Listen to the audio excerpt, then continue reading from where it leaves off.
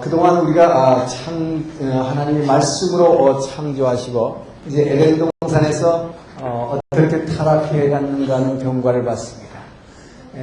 이 세상 하나님이 말씀으로 지으신 이 세상, 더군다나 그 하나님의 사랑의 대상으로 우리 사람을 이 땅에 지으시고 생육하고 번성해서 이 땅에 충만하라고 충만하게 필요한 것 다 채워줄 테니까 누리고 살라고 축복하신 이 땅은 참 불행하게도 성경의 시작은 아담 하와가 하나님 말씀을 어기고 선악과를 따먹으러 말미암아 에덴 동산에서 쫓겨나는 사건으로부터 시작을 하게 됩니다. 그 아담 하와가 사탄의 유혹에 져서 타락하게 됐을 때도 그 하나님은 붙잡지 않으셨고 강제로 손을 치지도 않으셨고 눈물을 흘리면서 참고 보시했습니다. 완벽한 자유의지를 존중해 주셨습니다. 그리고 나서 그 첫 아들 가인이 동생 아벨의 제사를 흠양하시는 그 하나님, 그 동생을 질투해서 살해했을 때에도 그 하나님은 울면서 지켜보셨습니다. 그 살인자 가인에게도 에덴의 동쪽으로 쫓겨난 그 가인에게도 은혜를 베푸셨던 그 하나님. 이렇게 번번이 이 땅은 하나님의 말씀으로 지으신 이 아름다운 이 세상은 첫 시작이 사탄의 유혹에 의해서 이 하나님의 사랑의 대상이 그에게 무너져 내려갔고, 그 다음에 가인과 아벨로 시작된 이 세상에서의 영적 대결에서 또 힘없이 아벨은 그 가인의 손에 죽어가야 했습니다. 자, 그런데 그 하나님께서는 이 아벨이 흘린 그 피로 대속해서 셋을 주셨고, 자, 그 셋에서 나온 후손들이 이제 에노스가 처음으로 하나님께 예배를 드렸고, 에녹은 65세 무두셀라를 낳고 평생 하나님과 동행하더니 죽음을 오지 않고 하늘로 올려갔다 그랬습니다. 자, 무두셀라가 최상수를 했고 노아가 나오고, 자, 이 셋의 후예들 여기에서 하나님이 새롭게 그 아벨의 피로 말미암아 대속해 주신 하나님의 아들들의 계열이 쭉 내려오는 것을 보게 됩니다. 자, 그런데 문제는 세상에서 타락한 가인이 에덴의 동쪽으로 와서 자기 아들 에녹을 낳고 성을 쌓고, 인간의 힘으로 하나님 없는 세상은 인간들이 성을 쌓고 내 손으로 내 힘으로 살아가고 나를 내가 지켜가겠다라는 세상을 만들어 나간다고 했습니다. 자, 이렇게 세상 나라가 이 땅에 먼저 출발했다. 자, 성경은 이를 분명히 먼저 지적하고 있는 것입니다. 이 땅은 세상 나라가 먼저였다. 세상 나라가 먼저였는데 그 하나님은 이제 그 세상 나라로부터 하나님 나라를 이 땅에 회복시켜 주시기 위한 사역을 하시게 되는데, 자, 하나님 나라라는 것이 아직 등장하지 않습니다. 그러나 하나님의 아들들, 즉 이 아벨의 피로 대속된 셋의 후예들 한 사람 아직 나라는 아니에요. 그 아들을 통해서 회복하신 역사를 하려고 했는데, 이제 문제는 이들마저도 무너져 버린다고 하죠. 주축이 무너져 버리는 것입니다. 자, 이것이 홍수 심판으로 이어진 것입니다. 이제 오늘 홍수 심판인데요. 자, 홍수 심판의 배경입니다. 하나님이 왜 이렇게 이 땅을 이렇게 축복하셨는데, 그리고 나서 에덴에서 동성에서 쫓겨나서 사는 가인까지도 축복하시고 계속 참아오셨는데 왜 인류를 이제 쓸어버리셔야 했는가 하는 것입니다. 자, 그 이유를 성경은 어떻게 설명하고 있는가? 자, 홍수 심판의 원인입니다. 하나님께서 왜 홍수 심판을 하시게 됐는가? 자, 여기에 대해서 창세기는 이렇게 얘기를 하게 됩니다. 자, 하나님의 아들들이 세상의 딸들에 반해버렸다. 자, 세상의 딸들의 미모에 반했다. 미모에 반해서 자, 결혼하게 됐다. 이게 무슨 얘기냐?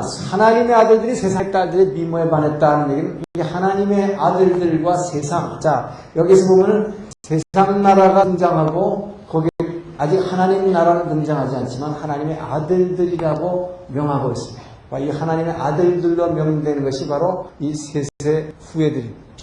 이 셋의 후예들, 이 셋의 후예들이 하나님을 예배하기 시작했고 하나님과 동행했던 이 하나님의 점점점 이 아들들이 이제 세월이 흐르다가 보니까 세상의 딸들, 이 세상 나라가 이미 시작되던 세상 나라, 이 세상 나라는 무슨 나라였습니까? 바로 가인이 구축한 에녹성을 중심으로 해서 라멕이라는 사람이 칼의 노래를 통해서 이제 세상의 문화의 조상이 됐다고 했습니다. 이 라멕이 이룩한 이 세상 나라, 이 라멕의 세상 나라죠.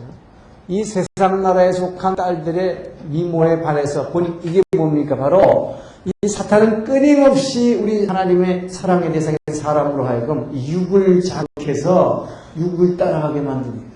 그래서 영이신 하나님을 찾아보지 못하고 뭡니까? 이 세상의 것들을 보게 만드는데 가장 인간에게 약한 것이 뭐냐?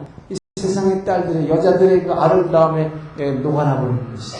그래서 사탄은 끊임없이 우리에게 이것을 자극하고 있는 것을 보게 됩니다. 자, 그래서 이 세상의 미모에 반해가지고 결국은 결혼했다. 이것이 바로 뭐냐? 여기서 중요한 것은 이것이 이 순결성을 잃어버리게 됐다는 것입니다. 순결성을 갖다가 상실하게 됐다. 하나님의 백성의 순결성, 하나님의 백성의 순결성이라고 하는 것은 뭐냐? 바로 거룩한 것입니다. 거룩함이라고 하는 것은 세상과 구별됐다. 세상과 다르다 하는 것입니다. 세상 사람같이 땅에 있는 것, 보이는 것 쫓아가지 않고 보이지 않는 하나님은 찬양하는, 그리고 내 것을 주장하지 않고 뭡니까? 내 것을 오히려 자꾸 포기하면서 하나님의 것으로 채우려고 하는 사람들, 이것이 하나님의 아들들입니다. 근데 그 하나님의 아들들이 거룩함을 상실하게 된다는 것은 뭐냐? 세상의 딸들하고 결혼해버리면 어떻게 돼요? 세상 것이 들어오게 됩니다. 그래서 세상 께 들어오게 되면 같이 살다 보면 뭐 이거 하나님의 것보다는 세상 거에서 훨씬 더 그쪽으로 찾아가게 되기 때문에 성경에서는 이스라엘 백성들은 끊임없이 그래서 이 통혼을 맡고 있는 것을 보게 되죠. 그래서 절대로 이스라엘 백성은 다른 민족하고 이방인들과 결혼을 금하게 되어 있습니다. 그것은 하나님을 모르는 백성들과 결혼하면 그 여자들로 인해서 가정에 그들이 입고 있는 세상의 우상, 세상 신들이 들어오기 때문에 그렇기 때문에 하나님의 백성들의 이 거룩함과 순결성을 상실하게 되는 것입니다. 이것이 바로 우리 성도들이 믿는 집안과 결혼하고 하려고 하는 그 굉장히 중요한 것입니다. 세상의 것이 들어오는 것을 막지 않는 것입니다. 자, 그래서 이렇게 되니까 이것이 하나님께서 성경에 뭐라고 그랬느냐? 이렇게 되니까 이때에 하나님의 신이 이들에게서 떠나버렸다고 했어요. 자, 하나님의 신이 즉 성령이 떠나셨다 그랬어요. 성령이 떠나버리셨다. 자, 성령이 떠나버리고 나니까 뭐만 남아요? 성령이 떠나버리면 이 흙덩어리만 남는 거예요. 이 흙덩어리만 남게 되면 우리가 뭘 추구하겠느냐? 육의 것만 추구할 것밖에 없죠. 그렇게 되다 보니까 하나님께서 사람들을 지으신 것을 후회하셨다 그랬어요. 자, 그러면서 구체적으로 이제 쓸어버리기로 결정하신 원인을 얘기합니다. 이 땅의 죄악이 관영해라.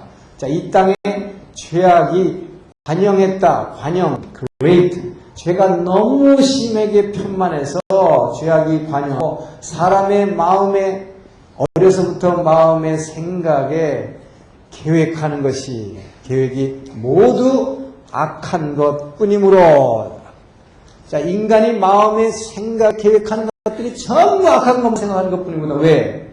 성령이 떠나버렸으니까 인간의 이제 육으로서 육의 것만 생각할 수밖에 없어요. 땅의 것만 쫓아가는 거죠. 이 사탄의 완전히 사탄이 끄는 대로 끌려다니게 된 것입니다. 그래서 하나님께서 이 인간들을 지으신 것을 후회하시고 홍수로 심판하시기로 작정하셨다. 자, 이렇게 말하고 있는 것입니다. 자, 그래서 여기서 보게 되면 홍수 심판, 하나님이 이 땅을 쓸어버리기 위해 중요한 원인은 뭐냐? 이 주축이 무너졌다. 주축이 무너졌다. 주축이 무너진 것이 문제다. 그래서 하나님께서는 지난번에도 말씀했지만 아담하가 바로 하나님의 말씀을 어기고 선악과를 따먹었지만 정령 죽으리라 했잖아요. 바로 심판하지 않으신다. 기회를 줍니다. 기회를 주고 이 어둠 가운데로 사탄의 권세 가운데로 에덴 동산을 걷어가 버리심으로 말하면 집어내버린 이 안으로 집어넣었다. 그래서 이 연단의 과정을 통해서 그 하나님께로 그 고통, 육의 고통 가운데서 그 하나님의 사랑을 스스로 100% 자신의 의지로 결단하고 그 아버지 사랑으로 기어서 돌아오는 것을 기다리시는 하나님이라고 했어요. 자, 가인에게도 똑같은 기회를 주셨습니다. 그러나 그 하나님께서는 이 하나님의 아들들, 셋의 후손들을 통해서 몇 대에 걸쳐서 이 혈통을 주시고 하나님을 섬기는 그 혈통들을 통해서 이 주축을 이루게 하시는데 이들마저 무너져 버리실 때 이제 심판하시게 되는 것입니다.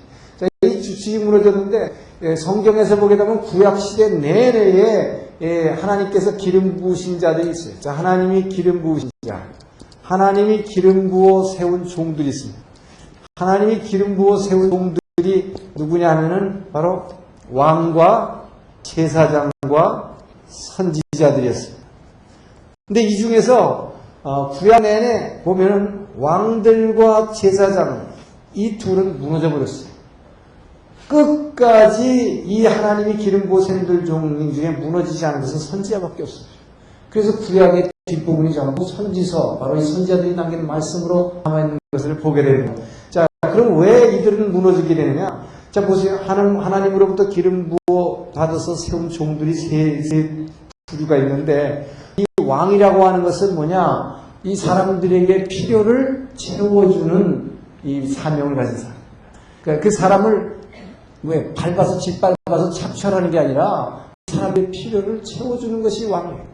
그런데 이 왕이라고 하는 것은 끊임없이 섬김을 받게 됩니다. 사람들로부터 섬김을 받다 보니까 뭐예요? 나중에 보면은 오히려 자기가 백성들을 섬겨서 백성들의 필요를 채워주려는 것보다 내가 왕이다. 그러니까 내 궁핍을 채우는 일에 더 급급하게 됩니다. 그러다 보니까 착취하게 됩니다.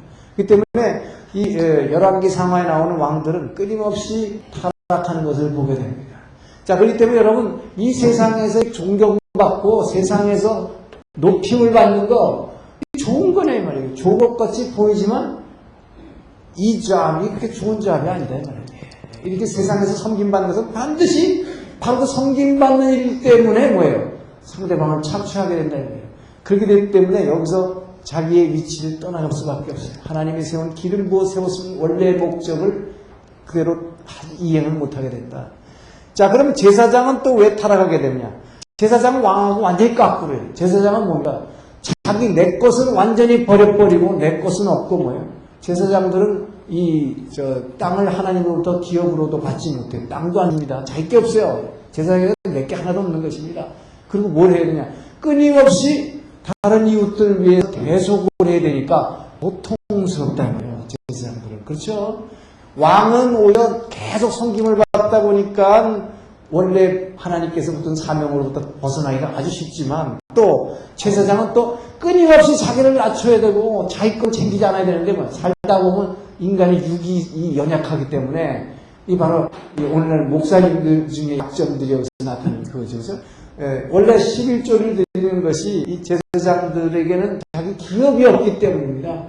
하나님으로부터 받은 세상의 물질이 아무것도 없기 때문에 그래서 11조를 드려서 그걸 가지고 레위 족속 제사장을 부양하기 위해서 11조 개념이 생겨난 건데 근데 이 제사장들은 뭐예요? 끊임없이 자기를 낮추고 대속하다가 보니까 너무 힘들다. 너무 힘들어. 그러다 보니까 나도 좀 섬김받자. 제사장이 자꾸 왕이라고 해요. 이러다 보니까 구약 내내 이 왕과 제사장들은 무너지게 되는 걸 보게 돼요. 그런데 이 선지자는 끝까지 지킬 수 있는 그래도 장점이 있어요. 그건 뭐냐? 선지자는 그냥 통로 노릇만 하면 될 거야. 자기가 그냥 받은 하나님께서 막 성령께서 부어주시는 그 말씀을 그냥 막 입으로 찌꺼리기만 하면 돼. 그게 선지자의 사명이거든요. 이 사람은 자기가 다스리는 것도 아니고 왕같이 다스리는 것도 아니고 그렇다고 자기를 낮추면서 뭐 계속하는 것도 아니에요. 그러니까 뭐 그래도 이 선지자는 말씀만 가서 이렇게 전할 수 있는 그렇기 때문에 선지자들은 선지자들만이 기름 부은 종사는 끝까지 감당하게 되는 것을 보게 됩니다. 자, 어쨌든 이 홍수 심판의 배경으로서 중요한 원인이 주축이 무너졌다는 것. 자, 그래서 하나님은 쓸어버리기로 하셨겠습니다. 그래서 이제 홍수 심판하게 돼 홍수 심판하는 경고합니다. 홍수 심판을 어떻게 해나가시느냐? 40일 동안 엄청난 비를 내렸죠. 비를 내리셨습니다. 그래서 이 비를 내리실 때 어떻게 하셨다고 하냐? 하늘의 창을 여셨다고 했었죠. 하늘의 창을 열고, 그 다음에 기품의 샘이 열렸다. 기품의 샘이 열리고, 하늘의 창은 뭐라고 했습니까? 지난번에 궁창 위의 물과 아래 물로 가르쳐서 궁창 위의 물을 갖다가 완전히 쏟아 부으셨다 하는 것입니다. 자, 이것이 바로 홍수 심판이에요.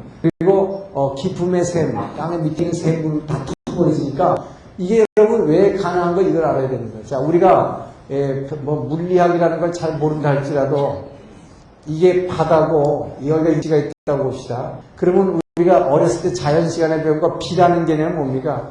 바다에 있는 물이 증발해가지고 이렇게 구름이 됐다가 다시 떨어지는 게 비예요. 그렇죠?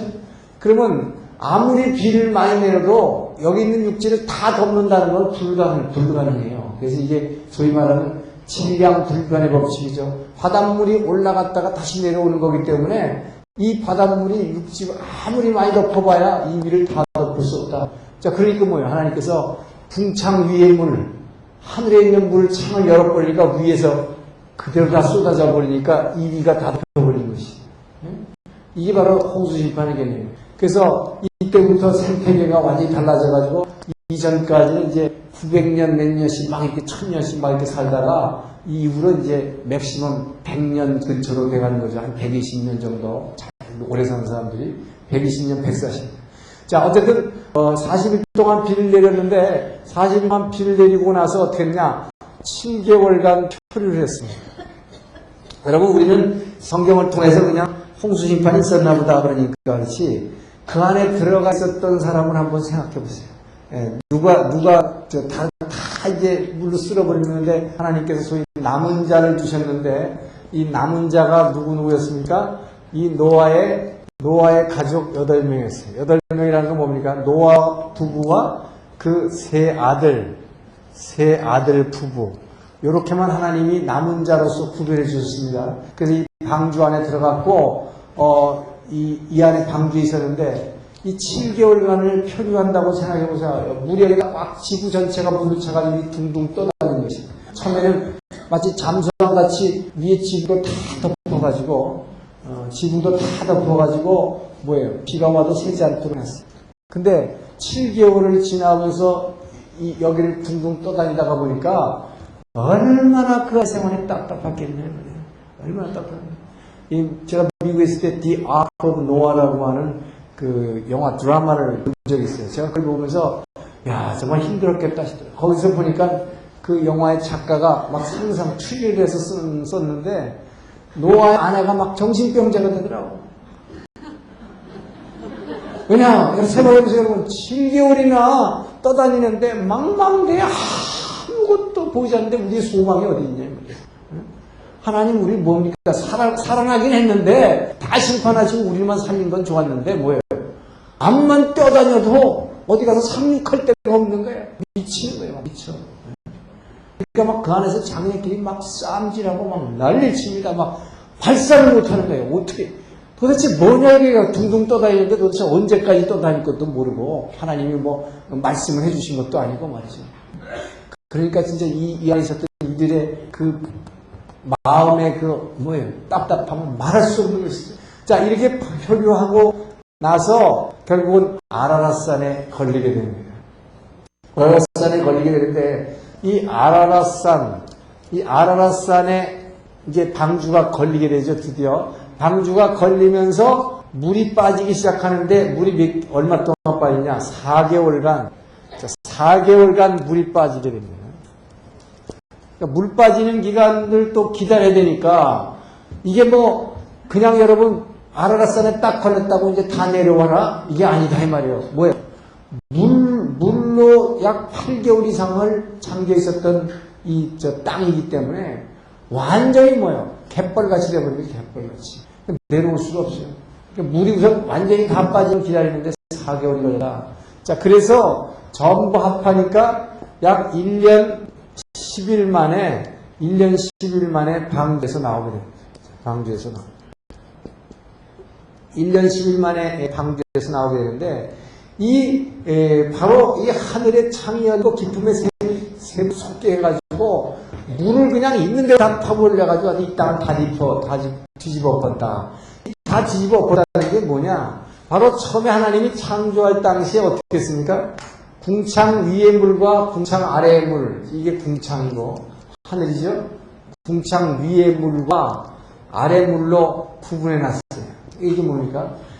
말씀은 하나님의 말씀은 살았고 운동력이 있습니다. 하나님의 말씀의 운동력, 하나님의 말씀의 에너지로 뭐예요?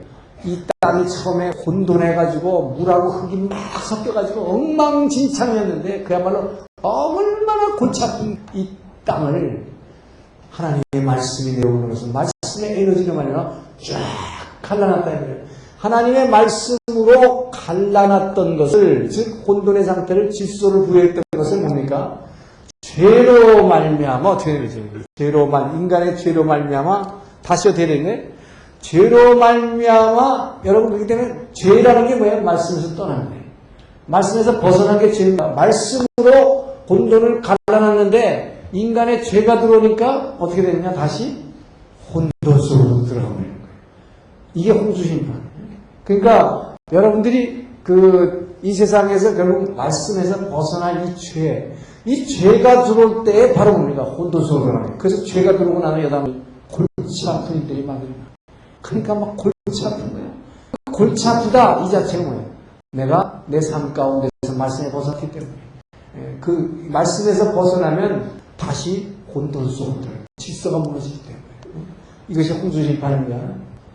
자, 그래서 이 홍수로 심판을 이렇게 하시고 다 쓸어버리셨는데, 자, 쓸어버리고 나서 이 방주에서 나왔어요. 방주에서 나오고 나서 하나님께서 노아와 언약을 맺으십니다. 자, 노아와 언약을 하십니다.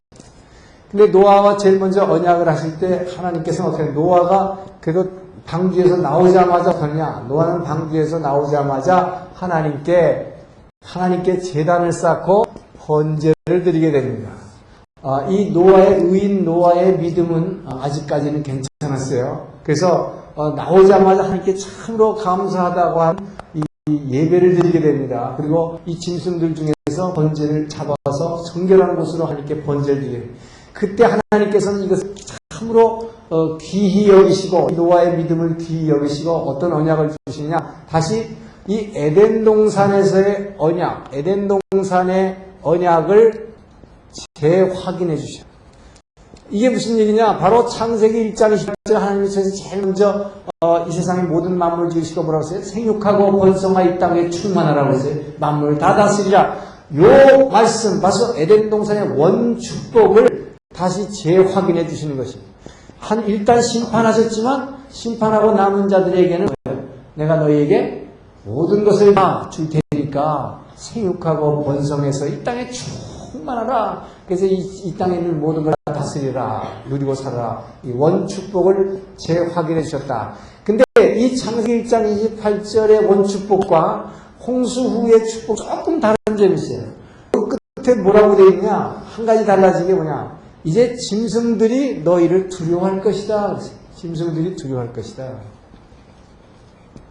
이것은 두 가지 이유가 있는데 왜 짐승이 두려워하냐? 첫째는 여러분 하나님께서 여기서 어떻게 하셨느냐? 홍수 심판 후에 이제 물이 다 빠졌지만 농사가 질 수 있어요, 없어요? 농사 질 수 없습니다. 물이 다 빠졌지만 이 세상이 완전히 뭐예요? 완전히 진흙 창바닥으로 다 돼버렸어요. 거기서 그 농사했습니다. 자, 그래서 여러분 그때 우리 처음엔 창조할 때 일 안 했지만 하나님께서 우리 사람을 지으셔시고 에덴 동산의 사람들에게 우리에게 음식물로 허락하신 것이 뭡니까? 플랜트, 식물입니다. 오직 식물이 그것도 씨가 있는 식물만 먹어라 라고 하나님이 우리에게 허락하셨어요. 그러니까 식물로 허락하시 짐승 잡아먹으라는 얘기가 없었습니다. 자, 그런데 바로 여기서 뭐냐? 노아 홍수에서 홍수 심판 후에 나온 후에 뭐예요? 농사를 지을 수가 있기 때문에 이 사람이 그 당시 먹을 수 있는 유일한 식량이 줄 수 있는 게 뭐예요? 짐승밖에 없어요. 자, 그래서 하나님께서 이때 드디어 육식을 허용하셨다 이렇게 되었습니다. 그래서 이것이 바로 뭐냐? 이것이 바로 하나님의 때를 따라 도우시는 하나님. 자, 때를 따라 도우시는 하나님입니다. 그렇기 때문에 이 하나님께서는 우리 삶을 끊임없이 우리는 우리가 어떻게 먹고 살아야 되느냐, 내가 뛰어서 먹고 살아야 된다고 생각하지만 하나님께서는 자기가 지으신 이 사랑에 대한 끊임없이 보시면서 보살피면서 이들은 우리를 먹여 살릴 국리를 항상 하고 계신다는 것입니다. 그렇기 때문에 그 형편에 따라서 우리 삶을 이 육신이 어떻게 살아갈 수 있도록 그분께서 공급하신다는 거예요. 자, 그래서 육식을 허용했기 때문에 짐승들이 잡아먹히니까 두려워하겠죠. 그래서 또 한 가지는, 첫째는 그거고, 또 한 가지 두려워하는 사람들이 이제부터는 뭐냐, 원래는 짐승을 다스리라고 할 때는 careful 하라, 다스려, 돌보라, 그렇게 말씀하셨는데, 이제 사람들이 뭐예요? 이 죄가 들어온 다음에 이 인간들은 이 난폭하게 이 짐승들을 그냥 막 사냥하고, 막 이 환경을 파괴하기 시작한 거예요. 그래서 짐승들이 두려워했다 했어요. 하나님께서는 그래서 이 홍수 심판 후에 인간의 죄를 한번 쫙 치신 후에 하나님은 어떻게 하시냐? 먼저 축복부터 하시는 걸 보게 돼요. 하나님은 항상 죄악의 현장에서 우리에게 축복하시는 것을 보게 됩니다. 우리 타락할 때도 그렇게 봤지만, 자, 그래서 홍수 심판하신 후에 먼저 에덴 동산의 언약을 재확인하셨다는 것. 그 다음에 또 어떤 약속을 주시느냐? 이 사람을 죽인 자, 즉 사람을 죽인 자는 반드시 처형하라는 것입니다. 처형하라. 자, 이것이 이 인류 사회에서 아직 모세가 이제 출애굽한 다음에 하나님께서 시내산에서 율법을 하나님의 말씀을 주시기 전에 이제 주신 첫 번째 율법이 되는 거예요. 사람 죽인 자는 반드시 처벌하라. 자, 그래서 이 사람 죽인 자는 반드시 처벌하는 이유를 여기서 설명했는데 왜 죽이라고 그랬느냐? 이 사람이라고 하는 것은 왜 하나님 땅에 지으셨는가? 하나님의 형상을 닮아 지으셨다고 그랬죠? 하나님의 형상을 닮은 사람, 즉 하나님의 사랑 대상인 사람을 죽이는 자는 하나님을 죽이려고 한 자다. 하나님을 죽이는 자. 그래서 사람 죽인 사람은 반드시 처형하라고 한 이 법을 이때 주신 것입니다. 자, 그런데 이 홍수심판 당시의 배경에서 말이죠. 홍수심판 때 이 사람들이 이렇게 자꾸 죄를 질 수밖에 없었느냐? 이 당시에는 아직까지 율법이 주어지지 않았습니다. 그렇죠? 이 홍수심판 당시의 사람들에게는 하나님의 율법이 없었어요. 하나님의 말씀이 아직 없었다는 것이죠. 하나님의 율법이 없던 시대입니다. 이 율법이 없던 시대이기 때문에 이때에는 이들이 움직일 수 있는 유일한 기준이 뭐밖에 없느냐? 양심밖에 없었다. 양심. 그래서 이 노아 홍수가 심판이 있었을 때를 갖다가 양심 시대라고 그래요. 아직까지 하나님의 말씀이 이 땅에 내려오지 않았을 시대였습니다. 그렇기 때문에 하나님의 율법이 아직 주어지지 않았기 때문에 이들이 행동할 수 있는 유일한 근거 기준은 뭐냐? 양심밖에 없었다. 그런데 그렇기 때문에 양심에 맡겨졌던 사람들은 하나님의 그 아들들도 결국 무너질 수밖에 없었다. 그래서 이쁜 여자들 보니까 세상의 딸들이고 그냥 막 결혼해서 같이 살아버렸다 이거지. 그래서 이 양심에 맡겨진 세상 사람들은 뭐라 그러냐? 양심대로 살면 되지. 하나님 뭐하러 믿냐 말이에요. 그렇죠? 양심대로 살면 되지. 자, 그런데 바로 이 양심이라는 건 뭐냐? 사람에게 주어진 이 양심이라고 하는 것. 이 양심이라고 하는 것은 바로 시간과 공간을 따라서 완전히 변화되는 것이 양심입니다. 그렇죠? 그렇기 때문에 이 양심이라고 같이 이게 정말 이 고무줄이 없어요. 지멋대로죠. 그러니까 이 네로 황제 때의 이 시간 보면 네로 황제 때의 양심은 그 많은 사람들 다 불질러서 죽여도 전혀 양심이 거리낌이 없지만 오늘날 만약에 어떤 대통령이 로마 시민들을 그냥 다 불질러갖고 다 죽였다. 이건 당장 재판받아가지고 그냥 사형감이죠. 이 시간에 따라서 그 양심은 언제나 변할 것이고, 공간에 따라서 지금 같은 시간이지만, 북한의 김정일의 양심과 우리의 양심은 너무나 다르다는 거예요. 이 양심이라고 하는 것이기 때문에, 이 시간과 공간에 따라서 언제든지 변화되는 것이기 때문에, 그래서 이 예레미야 17장 9절에서는 뭐라 그러냐? 만물보다 거짓되고 부패한 것이 사람의 마음이다. 이 세상 어떤 만물보다도 어떤 everything 사람 이외에 다른 어떤 것보다도 거짓되고 부패한 것이 사람의 마음이에요. 그렇기 때문에 이 사람 마음으로 그래서 사람 마음 생각대로 살아버리면 이것은 반드시 죄밖에 없다 이 말이에요. 근데 사람들은 양심대로 살면 된다고. 이 사람의 생각대로 산 결과, 양심대로 산 결과는 바로 홍수 심판이었다 하는 것입니다.